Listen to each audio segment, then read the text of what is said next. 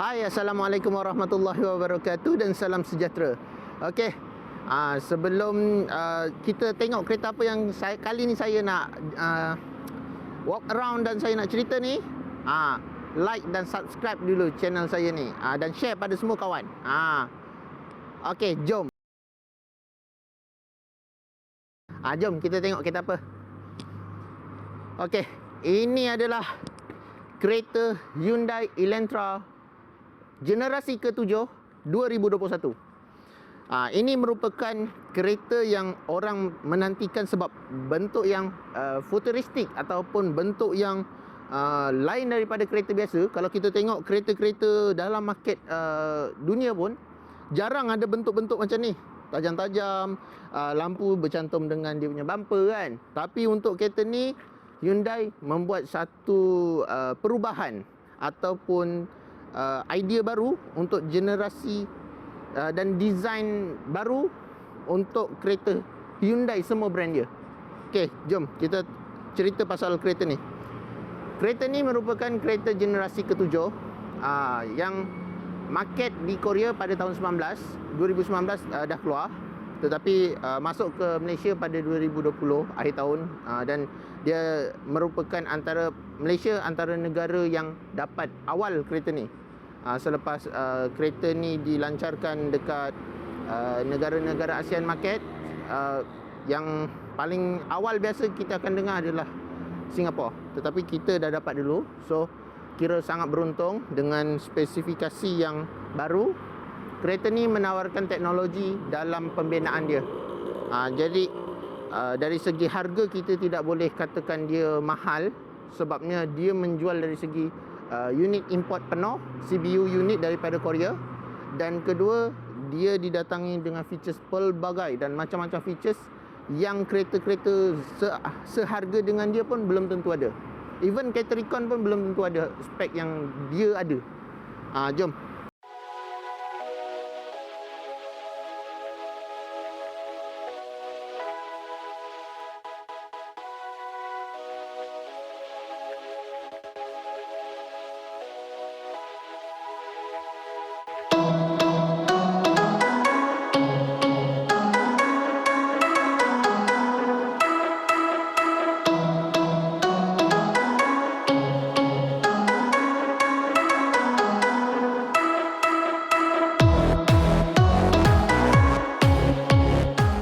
Ni sebenarnya tujuan utamanya adalah kita nak tengok spek dia dan design dia macam mana. Okey, kalau kita tengok dari segi lampu hadapan, yang utama adalah lampu hadapan sebab ini merupakan generasi ke-8, ke-7, dan dia menggunakan body yang baru.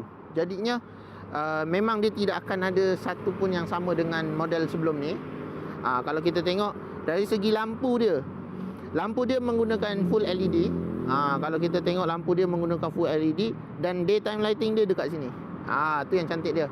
Yang kedua yang saya sangat menarik hati saya adalah lekukan. Kalau kita perasan lekukan ni ataupun bonet ni, lekukan dia mengingatkan saya tentang sebuah kereta. Dulu, pada zaman dulu, antara yang suka mencipta inovasi adalah Toyota. Siapa yang ingat lekukan ni kereta apa? Cuba komen. Sebenarnya kalau kita tengok lekukan ni, ada satu model dipanggil Toyota Celica. Dia menggunakan design lekukan tengah dan logo dia hampir sama macam ni, kedudukan logo dia. Dan kalau kita tengok dari segi dia punya bumper ni, ni memang betul-betul bumper yang baru. Sebab bumper ni, kalau kita tengok, signal dia berada dalam bumper sebenarnya. Betul, kita akan tengok. Jom bang, kita tengok sikit abang kamera kita. Nampak dia punya signal dia. Kalau kita buka, nampak signal dia betul-betul dan lampu dia memang betul-betul full LED, bukan lampu reflektor ke apa. Dia projector LED dan dia ada 3 projector. Tu yang lebih cantik dia. Okey, selain tu kalau kita tengok, dia kotak dekat sini. Kalau kita nampak, biasanya untuk kereta-kereta import dan kereta-kereta zaman sekarang, penggunaan sensor di hadapan ni menunjukkan kereta ni dah menggunakan teknologi semi auto ataupun semi cruise auto cruise autonomous cruise control. Autonomous cruise control, di mana kereta ni dia lebih advance daripada kereta lain. Sebagai contoh, banyak kereta yang menggunakan sistem autonomous cruise control. Dia ada line keep assist, ada follow kereta depan dengan jarak kereta depan dengan belakang. Tetapi kereta untuk Hyundai, dia ada kelebihan dari segi dia punya emergency brake force dia boleh berfungsi.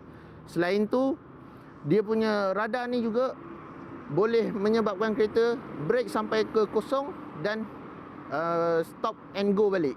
Dia ada function stop and go tu yang lebih dia daripada brand kereta lain. Kalau kita tengok kereta lain, dia mungkin ada autonomous cruise, tetapi bila dia dah sampai kosong, dia akan automatic cancel lah dia punya semi auto cruise tu. Tetapi untuk kereta ni, dia akan follow, carry balik berapa yang kita setting tu, mengikut kelajuan kereta depan, walaupun dia dah berhenti pada kosong. Yang ketiga,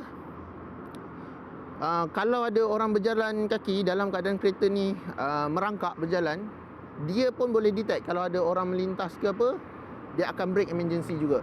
Dia bukan hanya sebagai autonomous cruise control sahaja, tetapi dia boleh dikategorikan sebagai macam kita tak nampak lah jarak orang berjalan. Kadang kita kawasan blind spot, kita gelap, kita tak nampak orang melintas lari ke apa, dia boleh detect. Okay, kalau kita tengok dari segi dia punya kedudukan dia dulu, kenapa dia letak pada bahagian bawah? Sebabnya dia nak ada satu gelombang ataupun jarak yang wave. Dia punya orang istilah dia wave lah, yang boleh kita baca dengan tepat. Sebab tu kalau kita tengok kereta-kereta semua, dia akan letak dekat bawah. Dulu dia orang ada letak dekat logo lah, apalah kan, tapi sekarang dia letak kat bawah. Dan dibantu dengan kereta ni, dibantu dengan 4 sensor hadapan, menjadikan kereta ni dia ada blind spot warning lah.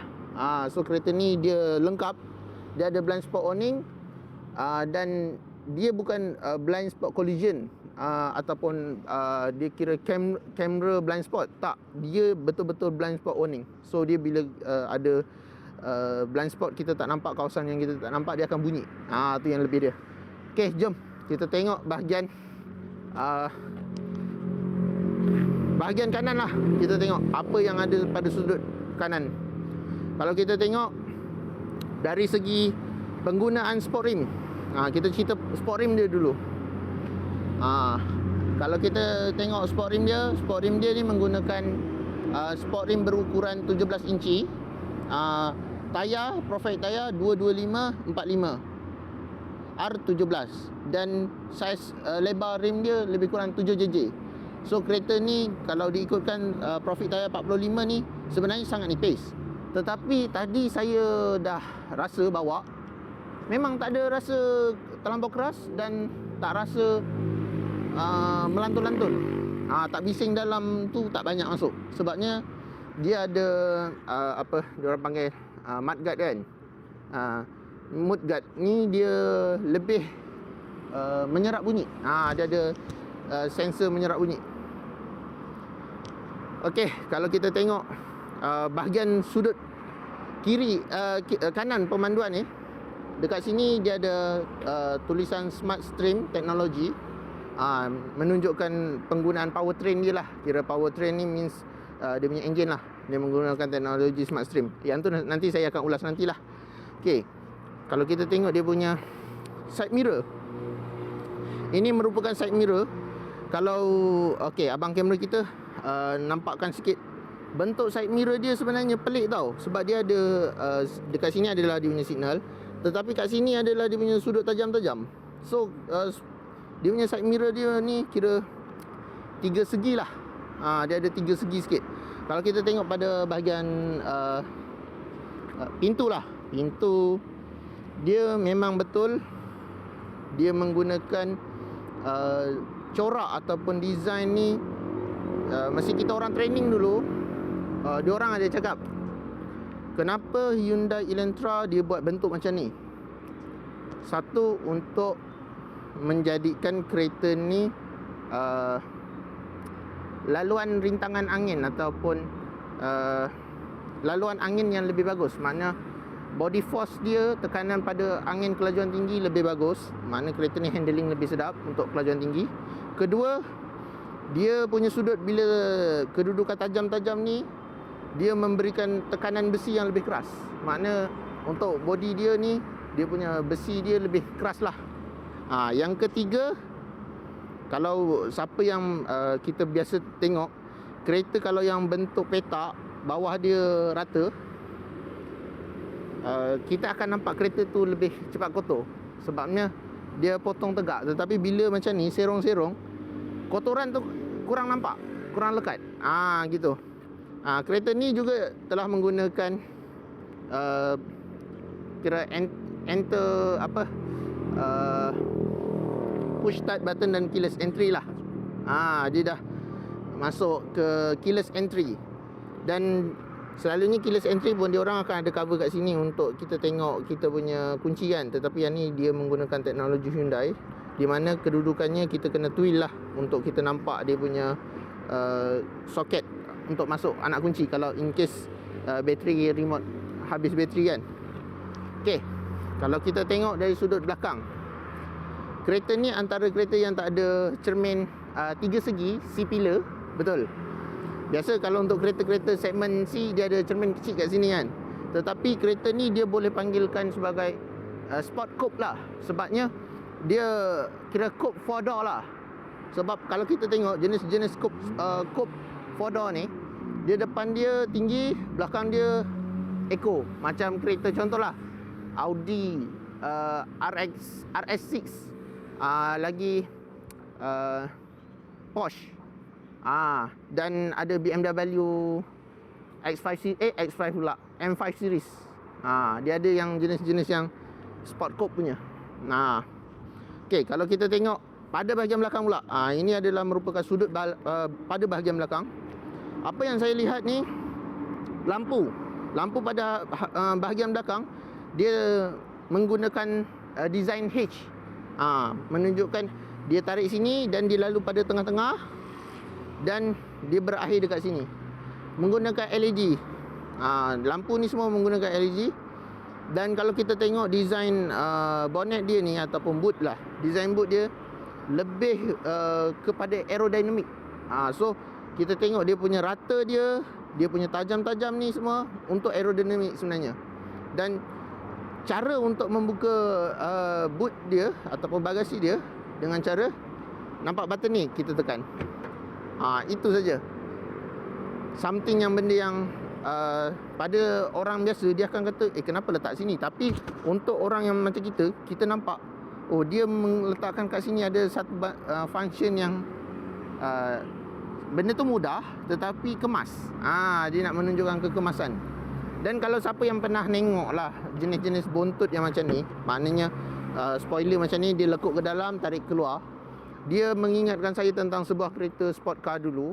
Yang siapa ingat lah, kalau tak salah saya, model Nissan daripada Fairlady 240Z ataupun 300Z yang second gen punya. Dia punya bontot dia lebih kurang macam ni kan. Lampu belakang dia, cuma yang Fairlady tu 4 petak, yang ni dia 3 segi. Tu je lah. Okey, untuk bahagian belakang pula, dia dah ada kira function dia, blind spot monitoring semua dia dah ada sensor lah. Jadi untuk pemanduan harian, kereta ni boleh dikategorikan sebagai safety. Okey, jom kita tengok pada bahagian kiri pula. Pada bahagian kiri, kalau kita tengok, dia punya sampai ke tahap detailing dia tu, sampai tahap penutup dia pun ada design 3 segi ni. Maknanya kereta ni dia memang kejar kepada aerodinamik. Tadi saya lupa nak terangkan, sport rim pada bahagian belakang menggunakan saiz yang sama, tetapi kereta ni dia dah ada disc brake pada bahagian belakang. So kereta ni dia ada, dia orang panggil braking force, ataupun bila kita memandu, kita emergency kita tekan brake, dia akan membantu memberikan brake secara penuh. Maknanya kereta tu akan lebih cepat berhenti, dan dalam masa yang sama tak akan berlaku slip lah. Maknanya ABS berjalan dengan penuh dan dia boleh dapat brake dengan cepat. Okey. Untuk kereta segmen sebegini, ada juga yang tidak memberikan keyless entry daripada sebelah kiri. Mana button keyless entry ni dia tidak diberi. Saya pernah lihat ada kereta yang button keyless entry ni hanyalah sebelah kanan saja. Sebelah kiri tak ada apa-apa. So untuk Hyundai dia memberikan sebelah kiri pun dia memberikan button keyless entry. Dan jom ni abang kamera kita. Nampak. Ini adalah blind spot monitoring punya sistem. Ini adalah blind spot monitoring punya sistem dan dia akan alert warning lah. Sekejap saya buka balik. Dia akan tunjuk in case kalau kita nak memotong ke, nak overtake ke, dia akan menunjukkan ni. Okey. Dari segi bahagian hadapan pula, kita berbalik ke bahagian hadapan. Kalau kita tengok tadi saya lupa nak tunjukkan satu benda. Yang ni kita punya kamera. Kita ada kamera sebabnya dia menggunakan radar, jadi dia menggunakan kamera. Untuk model sebelum ni Hyundai ada menggunakan dua kamera, tetapi untuk model ni kamera dia telah di-upgrade menjadikan dia boleh menggunakan satu kamera tetapi lebih respon dan dia boleh membaca bentuk dengan tepat. Okey, jom kita masuk bahagian dalam dulu. Okey, sekarang ni kita dah ada dekat dalam kereta. Kereta ni sebenarnya yang paling seronok adalah dekat dalam dia sebenarnya. Sebabnya saya akan kupas lebih kurang lah serba sedikit tentang dia punya features yang ada dekat dalam dia. Okey, jom kita tengok satu-satu. Mula-mula kita tengok dia punya steering. Okey, steering dia ni merupakan steering sport steering yang pernah dipakai oleh i30 dan i20. So dia punya design dia steering wheel dia bulat. Jadi kita rasa lebih comfort bila pegang. Kita tak ada rasa macam kalau yang bawah dia kosong, rata kita akan pegang gini kan. Tapi yang ni dia semua bahagian, semua ruang ataupun sudut, semua sudut kita bila kita pusing ke sini dia still bulat, bila kita pusing ke sini pun still bulat. Dan kalau kita tengok okey, abang kamera kita tengok kan, dia ni dekat sini dia ada auto cruise dia, smart cruise control, dan dia ada untuk steering wheel follow jalan, kira macam line keep assist dia kita boleh aktifkan. Dan dia punya jarak dia, kalau dalam kita menggunakan smart cruise control, kita boleh gunakan dia punya sistem jarak antara kereta dengan belakang, depan dan belakang. Selain tu dia punya macam kita tengok finishing dia ataupun dia punya kekemasan. Kekemasan dia, kita tengok dia punya bentuk dah level high level sebenarnya ni. Kalau kita tengok betul-betul dia dah berada dekat level kereta premium, dengan ditambah lagi dengan penggunaan full display unit daripada kira digital display unit. Dia menggunakan saiz berukuran 10.25. So memang besar. Dan dia punya function dia bermacam-macam. Kereta ni didatangkan dengan 4 mode pemanduan. Kalau kita tengok dekat kamera, kita tengok dekat kita punya meter, cluster meter kita ni. Okey, mula-mula sekali dia datang dengan smart mode. Smart mode ni kita akan bawa mengikut kesesuaian kita dan keseronokan kita. Kereta ni sendiri yang akan baca pemanduan kita. Normal is normal lah, maknanya respon throttle, dia punya steering dia normal. Okey, eco mode ni lebih kepada ekonomi. Maknanya 1 km dia boleh berjalan lebih kurang berapa belas kilo, 1 liter boleh berjalan lebih kurang beberapa belas km. Dan sport mode, ni kita akan rasa pada dia punya steering wheel, throttle response, dan kita punya pemanduan kita lebih rigid ataupun kita rasa macam lebih ketat lah. Cornering apa semua kita lebih kita rasa lebih confident sebabnya steering kita lebih berat. Okey, selain tu kalau kita tengok dekat sini panel aircon dia. Panel aircon, kereta ni menggunakan panel aircon function dengan function elektronik ataupun dipanggil auto. Kira climate control dia semua dah ada auto. Dan yang paling utama dia adalah kereta biasa kan, kalau kita tekan auto, angin terus kuat kan, betul. Angin terus kuat, tinggi. Tetapi dengan kereta ni, kereta Elantra ni, kita boleh setting dia nak kuat dia tu tahap mana.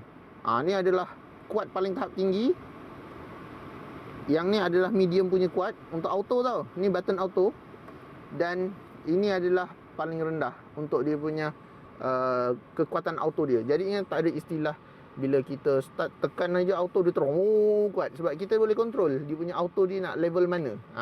Kat situ senang. Selain tu, nampak ni ada kipas kat buntut ni. Okey, kereta ni dia ada pendingin ataupun kipas menyejukkan tempat duduk kereta kita. Lebih kurang kalau 1 minit kita start dengan keadaan aircon, kita punya seat kita ni terus sejuk. Dan dia juga ada pemanas. Dia ada juga pemanas. Dan kalau kita perasan yang sini, dia pun ada steering wheel hot punya untuk panas. Ni adalah spek untuk luar negara lah. Means kalau negara Korea ke ataupun kita sendiri pergi Genting rasa sejuk kan, bolehlah on kan. Kita rasa lebih panas kita punya tangan. Okey. Selain tu, kereta ni juga dengan segmen C, kereta dalam sedan segmen C, dia support wireless charging. Tapi dia bukan wireless charging biasa. Kalau abang kamera kita tengok, jom kita tengok ni. Wireless charging dia, pad bawah dia ada lubang-lubang ni kan. Apa function lubang-lubang ni sebenarnya? Kalau kita tengok function lubang pad dia tu, function utama dia adalah untuk mengeluarkan haba yang terhasil daripada pengecasan. Contohnya, kita masuk macam ni kan. And then, okey. Dia dah recharge. Bila kita memandu, dalam kita mengecas, sebenarnya akan menghasilkan haba. Dan haba tu adalah haba panas lah. Dan bagusnya kereta ni, dia ada lubang-lubang tu, dia akan ada kipas untuk sejukkan handphone kita. If kalau kereta handphone kita dah penuh, dia akan ada autocut. Yang kedua, bila handphone kita, contohlah kita baru buat penggambaran kan, handphone kita panas kan, kita banyak buat video recording apa semua panas. Nak sejukkan, kita letak saja dekat tempat tu, dia akan sejukkan dulu. In case kalau kita nak cas, dia tak akan boleh detect selagi mana handphone tak betul-betul sejuk. Jadi dia mengurangkan masalah overheat. Selain tu, kalau kita biasa kita yang bawa memandu, kita fikir apa? Kita bawa seronok kita lah. Tapi orang sebelah macam nak mati rasa kan. So kalau kita tengok sini, dia ada pemegang ni. Ni bukan biasa kita tengok dekat mana. X70 ada kan. Tapi ni kereta sedan tau. Bukan SUV. Kereta yang dah rendah pun dia masih meletakkan ni. Untuk tujuan apa? Untuk safety. Maknanya bila kita layan corner apa semua, satu, badan kita tak berayun ke sana sini. Penumpang kiri, side driver, dia boleh pegang benda ni untuk elakkan body roll dia. Body dia yang roll. Kalau kita tengok, kedudukan dia memang kita boleh pegang. Selain tu, tengok dia punya kedudukan ataupun tombol gear dia. Tombol gear ni pelik sebenarnya, tak dinafikan memang pelik. Sebab kedudukan dia macam kapal terbang tau. Saya rasa mula-mula pegang, macam kapal terbang. Tapi sedap letak, sebab dia atas dia pad getah. And then bawah dia adalah aluminium. Dia bukan plastik, dia kira aluminium. Dan dia punya cara nak select dia, di depan ada twill, tarik je. Dan kereta ni juga, sebabkan kereta ni dia menggunakan IVT, maknanya kira CVT yang intelligent. Dia support kira macam dia ada 8 speed kelajuan maya. Jadi kita boleh select untuk manual mode dalam gear memandu satu. Dan kita boleh menggunakan dia, serta jalan, bila kita jalan kita boleh change dua. Memang rasa dia bukan dia lebih kepada manual lah. Dia lebih kepada manual. Kita rasa dia memang macam manual lah. Tak rasa dia macam CVT. Sebabnya dia menggunakan sprocket lah, senang kata bahasa mudah, dia sprocket dekat setiap hujung-hujung gear dia tu. Jadi dekat situ kita akan rasa lebih seronok memandu, respon, power pada enjin semua adalah. Dan kalau kita nak masuk sport mode saja pun, kita just tulis tarik select ke S lah. Selain tu kalau kita tengok ruang dalaman dia ni, dia untuk cas handphone ada satu port kat sini. Sini pun ada satu cas USB port untuk handphone. Yang ni adalah untuk control dengan dia punya Apple CarPlay dengan Android Auto lah. And then yang ni adalah dia punya soket 12 volt. Dan kalau kita perasan, banyak kereta mewah sekarang ataupun kereta-kereta moden sekarang, space untuk tengah ni agak rendah dan kita tak ada space untuk letakkan cup holder. Tapi yang ni dia besar. Kita dapat space yang cukup besar. Okey. Untuk seat dia, lubang-lubang angin tu dia rasa kat sini. Memang rasa sejuk je. Saya sekarang duduk ni memang rasa seat dia sejuk. Ada rasa sejuk. Bontot. Okey, kereta ni support airbag, 6 airbag dan menggunakan sistem besi tekanan tinggi. Dan dia punya, contohlah, dari segi dia punya safety dia lane keep assist, ESC apa semua dah memang ada. So tak ada masalah. Kalau kita perasan, nampak aircon panel dia semua dekat sini, betul? Kedudukan aircon panel dia ni, saya sendiri rasa bagus. Sebabnya kedudukan aircon panel, biasa kan untuk kereta-kereta sejenis macam ni, aircon panel akan lebih atas kan. Tetapi kereta ni aircon panel dia macam tahu membaca orang Asia punya ketinggian. Jadinya dia mencipta aircon panel yang diletakkan pada kedudukan ke bawah, lebih sedikit ke bawah, yang tak ada kena muka. Biasa kita kan rasa muka sejuk kan. Yang ni muka tak sejuk. Muka memang tak sejuk. Memang cantik-cantik, muka tak sejuk. Lagi dia punya